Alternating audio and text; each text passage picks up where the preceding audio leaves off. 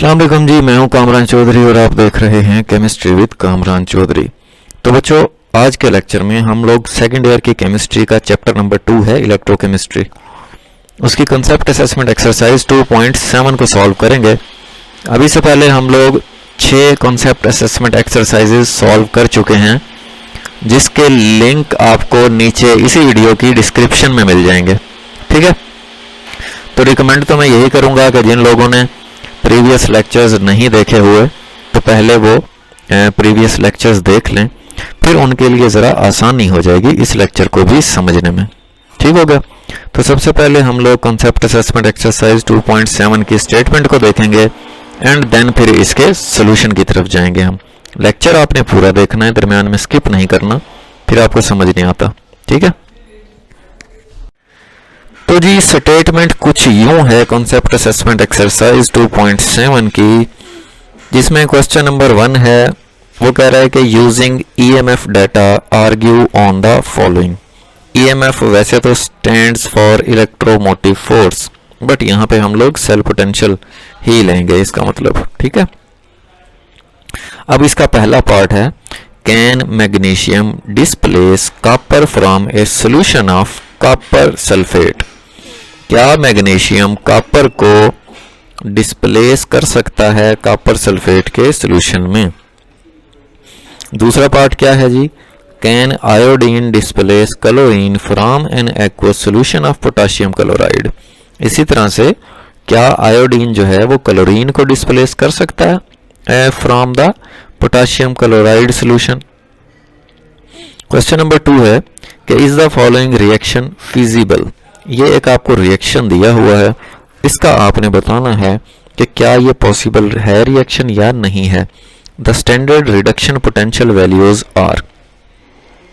अब यहाँ पे आपको कैथोड और एनोड की रिडक्शन पोटेंशियल वैल्यूज आपको दी हुई हैं। जो भी रिएक्शन कैथोड पे होगा, जो भी रिएक्शन एनोड पे होगा, उन दोनों की आपको ये रिडक्शन पोटेंशियल वैल्यूज दी हुई हैं, बट अभी हमें नहीं पता कि कौन सा रिएक्शन कैथोड पे होगा और कौन सा रिएक्शन एनोड पे होगा। ठीक है, ये जो बेसिकली एक रिएक्शन है ना, ये ओवरऑल रिएक्शन दिया हुआ है। हम इसको ब्रेक डाउन करेंगे 2 हाफ रिएक्शंस में एंड देन पहले आइडेंटिफाई करेंगे कि भाई एनोड पे कौन सा रिएक्शन होगा और कैथोड पे कौन सा रिएक्शन होगा। ठीक है, फिर उस हिसाब से हम इन रिडक्शन पोटेंशियल की वैल्यूज को फार्मूले में पुट करेंगे। ठीक हो गया, और देखेंगे ओवरऑल सेल पोटेंशियल क्या है एंड देन फिर हमें पता चल जाएगा कि भाई ये वाला रिएक्शन जो है वो फिजिबल है या नहीं है, मतलब कि पॉसिबल है या नहीं है। ठीक है, तो ये तो थी स्टेटमेंट कॉन्सेप्ट असेसमेंट एक्सरसाइज 2.7 की। अब हम स्टेप बाय स्टेप इसके सोल्यूशन की तरफ चलेंगे। दोनों क्वेश्चंस को हम लोग बारी बारी सॉल्व करेंगे। मैं अगेन बोल रहा हूँ, वीडियो को आपने स्किप नहीं करना, पहले बहुत अच्छे से समझ लो, फिर उसको पास करके अपने पास नोट कर लिया करो, नोट्स बना लिया करो या स्क्रीनशॉट ले लिया करो स्लाइड का। ठीक हो गया, तो चलते हैं इसके सोल्यूशन की तरफ। अब सबसे पहले हम लोग क्वेश्चन 1 का जो पहला पार्ट है उसका सोल्यूशन देख लेते हैं, जिसमें हमसे पूछा गया है कि can magnesium displace copper from A solution of copper sulphate. अब उसके लिए स्टेप 1 में हमने पॉसिबल रिएक्शन राइट करना है। अब कॉपर सल्फेट का सॉल्यूशन जो है वो क्योंकि एक्वस सॉल्यूशन होता है, तो ये ब्रेक डाउन हो जाएगा कॉपर आयन और सल्फेट आयन में। ठीक हो गया, कॉपर सल्फेट किस में ब्रेक डाउन होगा, कॉपर आयन और सल्फेट आयन में। फिर क्वेश्चन में है कि कैन मैग्नीशियम डिस्प्लेस कॉपर। ठीक है, तो यहां से हमें अंदाजा हो रहा है कि मैग्नीशियम का रिएक्शन होगा कॉपर आयन के साथ और मैग्नीशियम आयन बन जाएगा और copper in the form of solid convert हो जाएगा। ठीक है, कॉपर में। मतलब कहने का यह है कि क्या मतलब कॉपर सल्फेट के सॉल्यूशन में मतलब कॉपर की जगह पे मैग्नीशियम अटैच हो सकता है या नहीं हो सकता। ठीक है, अब अगर तो हो सकता है तो फिर ये रिएक्शन यूं होना चाहिए। ठीक है, कि मैग्नीशियम जो है वो मैग्नीशियम के आयन में कन्वर्ट हो जाना चाहिए, जो कि कॉपर की जगह ले लेगा। ठीक है, और कॉपर आयन को कॉपर में कन्वर्ट हो जाना चाहिए। ठीक हो गया। सो होना तो यूं चाहिए, ठीक है, बट आगे हम देखते हैं कि क्या ऐसे ही होगा, ये हो सकता है या नहीं हो सकता, ठीक है। तो पहले स्टेप में हमने पॉसिबल रिएक्शन राइट कर लेना है। दूसरा स्टेप क्या है, राइट स्टैंडर्ड रिडक्शन पोटेंशियल्स, ठीक है। अब हमने रिडक्शन पोटेंशियल्स लिखने हैं जो कि टेबल की मदद से हम लोग यहां पे राइट कर लेंगे, ठीक है। अब देखो दो चीजें हैं, यहां पे मैग्नीशियम नजर आ रहा है आपको और कॉपर नजर आ रहा है, ठीक है। अब स्टैंडर्ड रिडक्शन पोटेंशियल की बात मैं जब कर रहा हूं, इट मींस कि हमने दोनों हाफ सेल्स के लिए रिडक्शन रिएक्शंस लिखने हैं, ठीक है। अब रिडक्शन क्या होती है, एडिशन ऑफ इलेक्ट्रॉन को रिडक्शन बोलते हैं, ठीक हो गया। तो अब क्योंकि मैग्नीशियम जो है वो मैग्नीशियम आयन में कन्वर्ट हो चुका है, ठीक है, तो मैग्नीशियम आयन जो है वो 2 इलेक्ट्रॉन एक्सेप्ट करके दोबारा से किस में कन्वर्ट हो रहा है, मैग्नीशियम में, ठीक है। अच्छा, मैंने अब जाहिर है मैं मैग्नीशियम जो न्यूट्रल एटम होगा मैग्नीशियम का, उसमें तो 2 इलेक्ट्रॉन नहीं ऐड कर सकता ना भाई, ठीक है, क्योंकि मैग्नीशियम की प्रॉपर्टी होती है इलेक्ट्रॉन लूज करने की।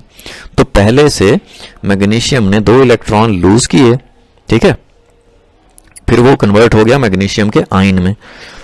अब हमने क्योंकि रिडक्शन पोटेंशियल लिखना है, तो जाहिर है फिर मैं 2 इलेक्ट्रॉन ऐड करूंगा तो वो किस में कन्वर्ट हो जाएगा, मैग्नीशियम में कन्वर्ट हो जाएगा।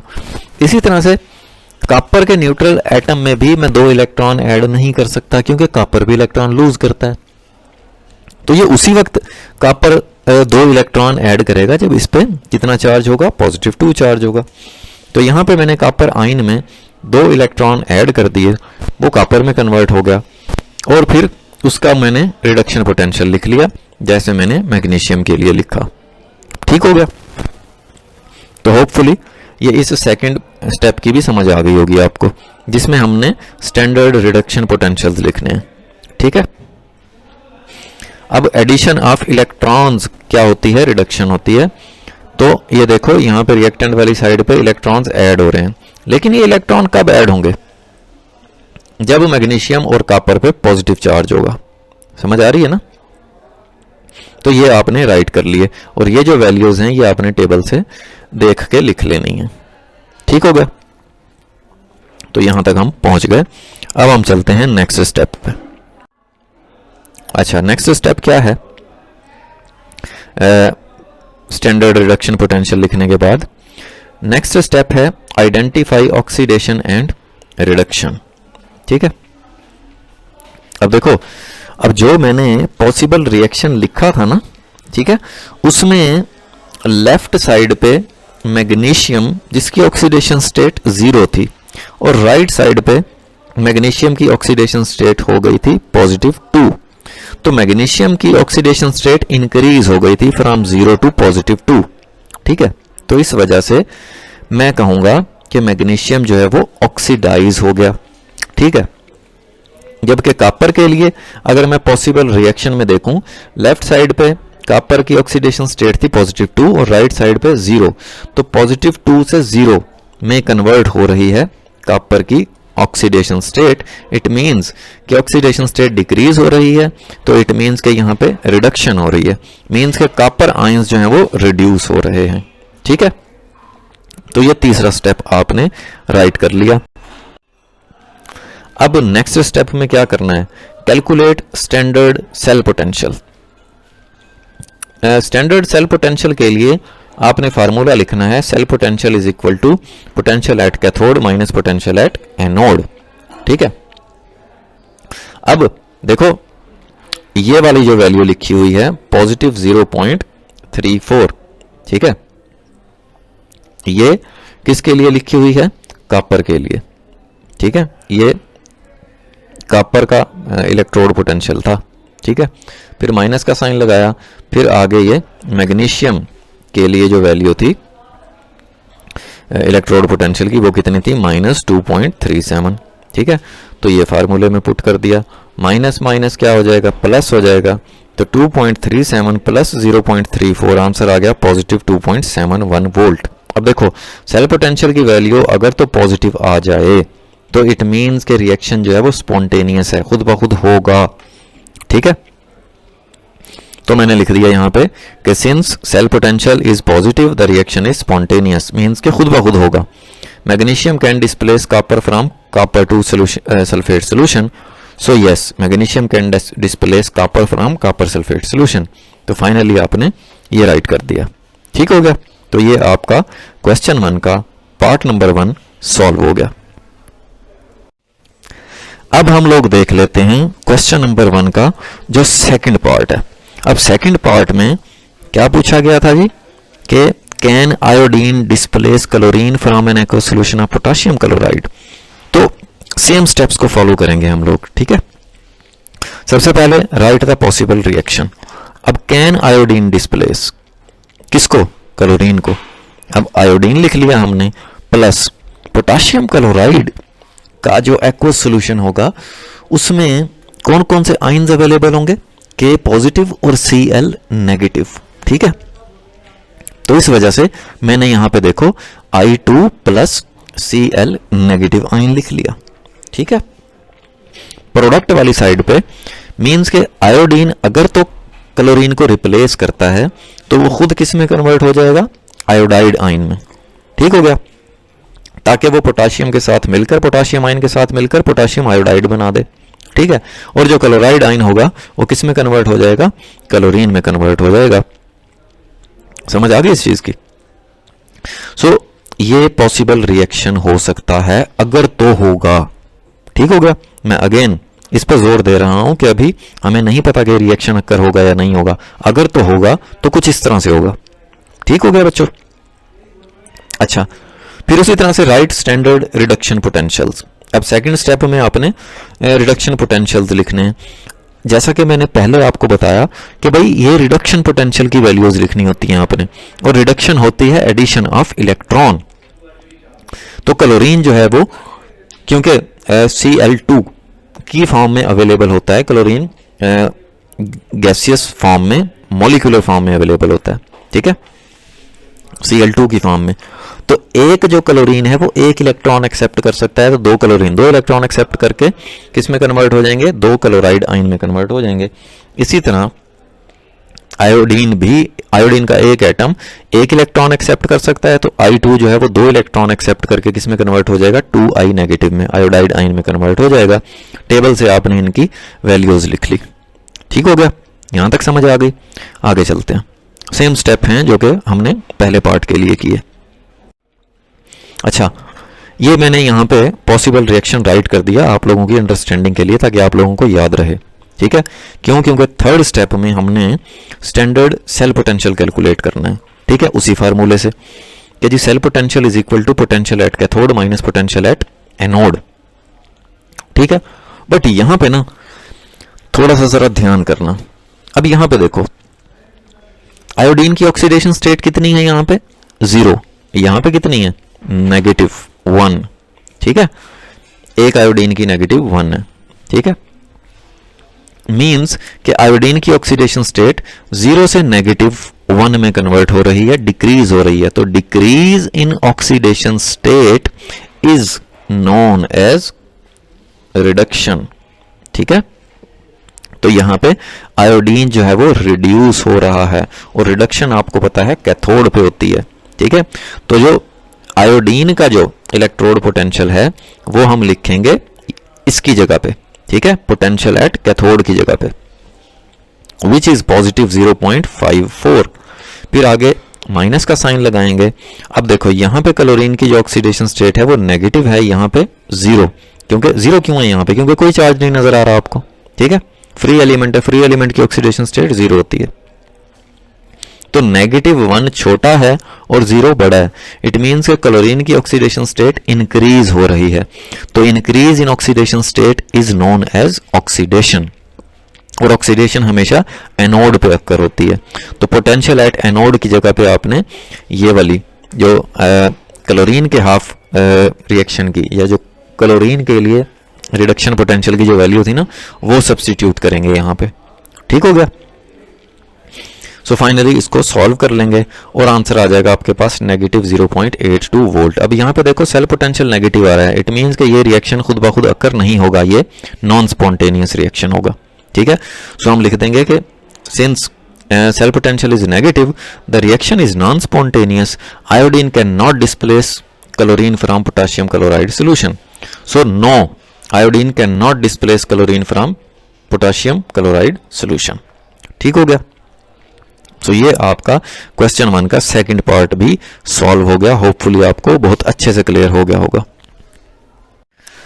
तो बच्चों अब हम लोग जो है ना वो इस कॉन्सेप्ट असेसमेंट एक्सरसाइज 2.7 का क्वेश्चन नंबर 2 देख लेते हैं, जिसमें पूछा गया था is the following reaction feasible. ये एक रिएक्शन दिया हुआ है आपको, आपसे पूछा गया है कि ये रिएक्शन फिजिबल है या नहीं है, और इसके लिए आपको स्टैंडर्ड रिडक्शन पोटेंशियल की वैल्यूज भी दी हुई हैं। ठीक है, जो कि हमने यहां पे राइट कर ली। ठीक हो गया। अब बच्चों हम लोग चलते हैं identification of cathode and anode पे। अब देखो यहां पे मैग्नीज जो है वो रिड्यूस हो रहा है, ठीक है, और एल्यूमिनियम जो है वो ऑक्सीडाइज हो रहा है। नहीं समझ आया कैसे? अच्छा देखो रिएक्शन क्या गिवन है आपको, ये वाला गिवन है। ठीक है, अब यहां पे देखो सबसे पहले चलो मैग्नीज की बात कर लेते हैं। मैग्नीज की लेफ्ट साइड पे यहां पे ऑक्सीडेशन स्टेट कितनी है, +2। यहां पे राइट साइड पे कितनी है, 0। तो इट मींस के मैग्नीज की जो ऑक्सीडेशन स्टेट है वो डिक्रीज हो रही है फ्रॉम +2 टू 0। ठीक है, और decrease in oxidation state is known as reduction. ठीक है, और रिडक्शन कहां पे अक्कर होती है, कहां पे अक्कर होती है, कैथोड पे। ठीक है, एल्यूमिनियम की देखो यहां पे एल्यूमिनियम की ऑक्सीडेशन स्टेट है 0, यहां पे कितनी है, +3। तो 0 से +3 में इंक्रीज हो रही है। ठीक है, ऑक्सीडेशन स्टेट। तो increase in oxidation state is called oxidation. ठीक है, और ऑक्सीडेशन कहां पे अक्कर होती है, एनोड पे अक्कर होती है।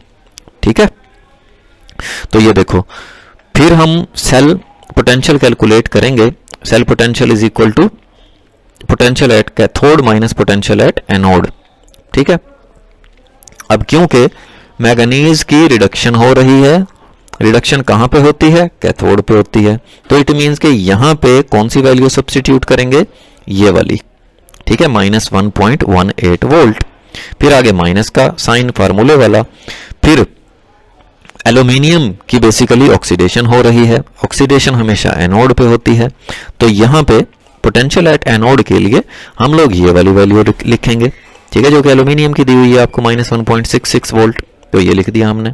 ठीक है, इसको सॉल्व करने के बाद सेल पोटेंशियल की वैल्यू कितनी आ रही है, +0.48 वोल्ट। ठीक है, अब ये देखो ये जो सेल पोटेंशियल की वैल्यू आ रही है ये पॉजिटिव आ रही है। इट मींस कि दिस रिएक्शन इज फिजिबल। ठीक है, ये रिएक्शन अक्कर होगा। तो फाइनली जैसे मैंने यहां पे लिख दिया कि कंक्लूजन क्या आया जी, कि since cell potential is positive, the reaction is feasible. So aluminium can reduce manganese to Mn. ठीक है, मैग्नीज आयन से मैग्नीज में रिड्यूस कर देगा एल्यूमिनियम। ठीक है, so yes the reaction is feasible. ठीक हो गया। तो ये थी बच्चों आपकी कॉन्सेप्ट असेसमेंट एक्सरसाइज 2.7। तो होपफुली आपको वीडियो पसंद आई होगी। अगर वीडियो पसंद आई है तो भाई चैनल को सब्सक्राइब जरूर कर दीजिएगा, वीडियो को लाइक और शेयर जरूर कर दिया करें अपने फ्रेंड्स सर्कल में। Thank you very much for watching this video. Allah Hafiz.